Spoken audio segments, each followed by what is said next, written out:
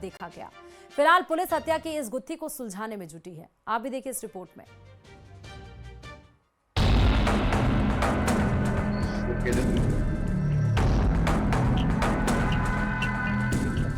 अष्टमी का त्योहार आस्था का ज्वार, मंदिर परिसर में चली गोली, मची भगदड़, किसकी गई जान, कहां मचा है कोहराम।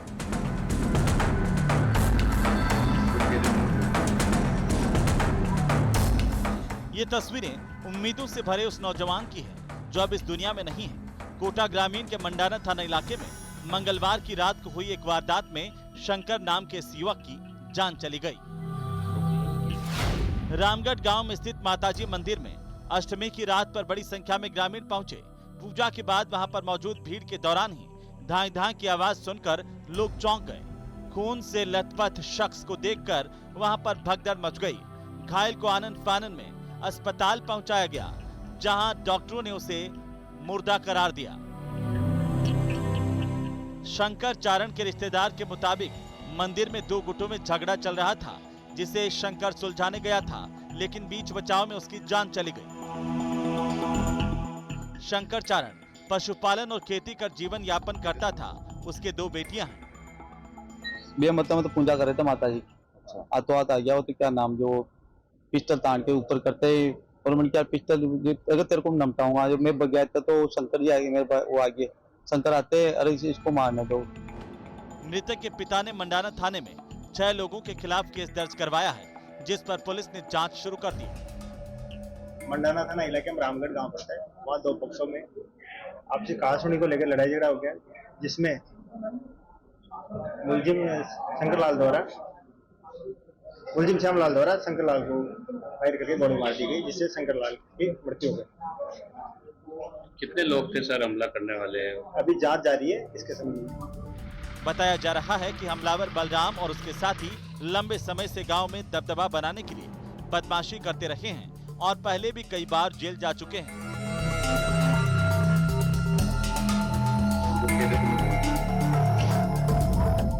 एमबीएस अस्पताल की मोर्ची में रखवाए गए मृतक के शव का गमगीन माहौल में पोस्टमार्टम कर परिजनों को सुपुर्द कर दिया गया। फिलहाल मंडाना थाना पुलिस तमाम पहलू पर जांच करने में जुटी हुई है। कोटा से न्यूज 18 राजस्थान के लिए ओम प्रकाश मारू। और चलिए भीलवाड़ा से खबर बता रहे हैं। भीलवाड़ा के शाहपुरा इलाके से दिलचस्प खबर सामने आई है, जहां एक विशालकाय चमगादड़ जमीन पर रेंगता हुआ दिखाई दिया। आसमान के इस परिंदे को जमीन पर देखकर लोगों की सांसें थम गई और ग्रामीणों की भारी भीड़ जमा हो गई। मौके पर वन विभाग की टीम भी पहुंची और चमगादड़ को सुरक्षित रेस्क्यू कर अपने कब्जे में ले लिया। विभाग के अधिकारियों ने बताया कि इसे जल्द ही वापस वन क्षेत्र में छोड़ दिया जाएगा। सहायक वन रक्षक पायल माथुर ने चमगादड़ की पहचान करते हुए बताया कि इस तरह के चमगादड़ों को फ्लाई फॉक्स कहा जाता है।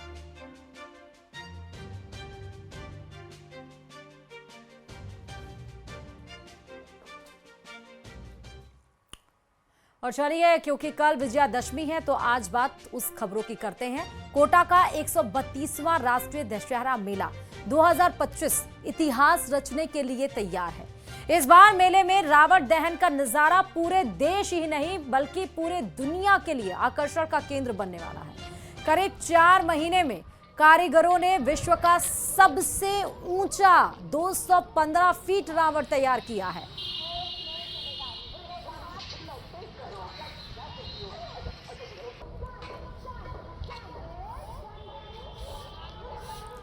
तो ये देश का ही नहीं, प्रदेश का ही नहीं बल्कि पूरे विश्व का सबसे ऊंचा रावण तैयार किया गया है। ज्यादा और जानकारी के साथ संवाददाता ओम प्रकाश मारू ग्राउंड जीरो से हमारे साथ इस खबर पर जुड़ चुके हैं।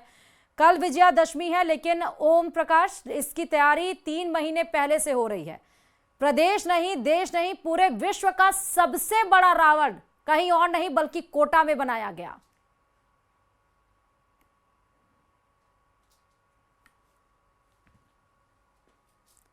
बल्कि अंतर्राष्ट्रीय पहचान बना चुका है और पूरे विश्व में इसकी एक अलग पहचान है। राष्ट्रीय दशहरा मेला को लेकर पूरे साल भर लोगों में, शहर सहित ग्रामीण अंचल के इलाकों में, पूरे हाड़ौती भर के लोगों में बड़ा उत्साह रहता है। और इस बार का जो रावण है वो विश्व का सबसे बड़ा रावण कहा जा सकता है, जो पुतला बना है। कई महीनों से इसकी तैयारी की जा रही थी और अब इस रावण के सबसे बड़े पुतले को देखने के लिए सुदूर अंचल से लोग यहाँ आ रहे हैं और खूबसूरत और विहंगम दृश्य यहाँ का कहा जा सकता है। हम तस्वीरें आपको दिखाना चाहते हैं जो सबसे बड़ा रावण कहा जाता है, उनकी तस्वीरें हम आपको दिखाते हैं। ये आप देख सकते हैं विशालकाय रावण, 215 फीट का सबसे बड़ा विश्व का कहा जाने वाला रावण। और इस रावण को देखने के लिए, इस रावण के पुतले को निहारने के लिए सुदूर अंचल से, दूर दूर से लोग यहाँ आए हैं और यहाँ लोग सेल्फी खिंचवा रहे हैं, फोटो खिंचवा रहे हैं, अपने परिवार के साथ आनंद ले रहे हैं। बहुत ही विशाल रावण का ये खूब नजारा कोटा के दशहरा मैदान से आप देख सकते हैं। और इस बार रावण की दौरा है, लोकसभा स्पीकर ओम बिरला भी कोटा आएंगे, ऐसा अभी एक दौरा प्रस्तावित है। और खूबसूरत नजारे को, विहंगम दृश्य को देखने के लिए लोगों की भारी भीड़ है, हजारों की तादाद में। यहाँ कहा जा सकता है कि बड़ी संख्या में लोग सुदूर अंचल से, हाड़ौती नहीं बल्कि एमपी से सटे सुदूर अंचल तक के इलाकों से यहाँ लोग आए हैं, क्योंकि मेला शुरू हो चुका है। और ये विहंगम दृश्य आप देख सकते हैं, 215 फीट का ये रावण, जिसको तैयार करने में कई महीने लगे, उसको खड़ा करने में भी कई घंटे लगे, बहुत सारी मशीनरी का उपयोग किया गया। और यह विशालकाय रावण जो है खड़ा होने के बाद अब इनको देखने के लिए सुदूर अंचल से, दूर दूर से लोग आ रहे हैं, बड़ी संख्या में लोग आ रहे हैं। पूरा पांडाल दशहरा मैदान आप देख सकते हैं, पूरा खचाखच भरा हुआ है।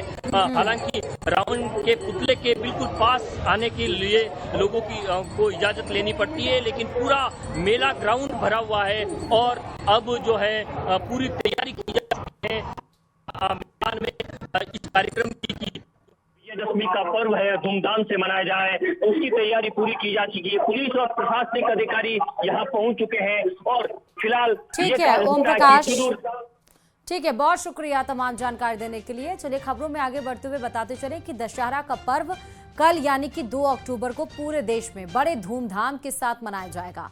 वहीं राजस्थान की बात करें तो कई जिलों में रावण दहन की तैयारियां लगभग पूरी कर ली गई हैं।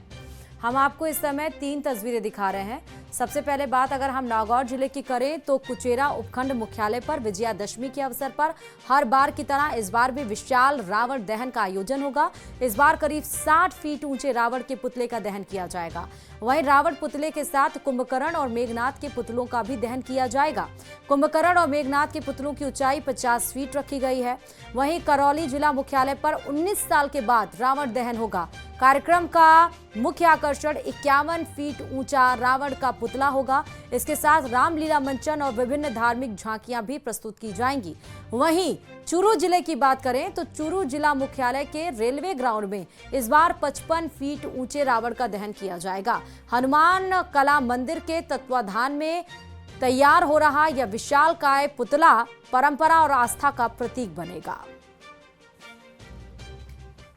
वहीं जयपुर में बीते दिन आई मूसलाधार बारिश की वजह से भारी नुकसान भी हुआ। खास तौर पर रावण के पुतले बनाने वाले कारीगरों को आलम यह है कि कई घंटों तक पड़ी बारिश की वजह से लाखों के नुकसान की खबर है।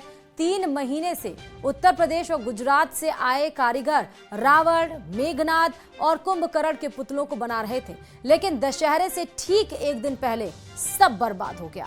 सड़क के दोनों तरफ पुतले बनाने की जगह को जयपुर में रावण मंडी बोला जाता है, लेकिन अब इसी रावण मंडी में सन्नाटा पसरा है। ना कोई ग्राहक है और ना कोई ऑर्डर।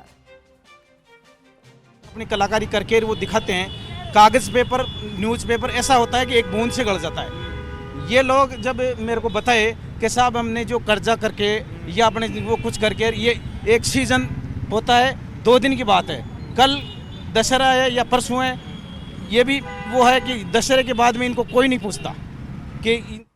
और वहीं पूर्व सीएम अशोक गहलोत ने सोशल साइट एक्स पर पोस्ट किया और लिखा है कि जयपुर एवं प्रदेश के कई शहरों में कल अचानक हुई तेज बारिश से दशहरे के लिए रावण बना रहे कारीगरों को बड़ा आर्थिक नुकसान हुआ।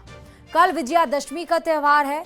यह त्यौहार इनके लिए बड़ा आर्थिक अवसर था, पर जो अब चुनौतीपूर्ण हो गया है। हमारी कांग्रेस सरकार ने कोरोना में कलेक्टर के माध्यम से असहाय लोगों का सर्वे कराकर जिस तरह सहायता की थी, उसी तरह इन गरीब कारीगरों को आर्थिक सहायता उपलब्ध करवानी चाहिए, जिससे इन्हें आर्थिक संकट से उबारा जा सके।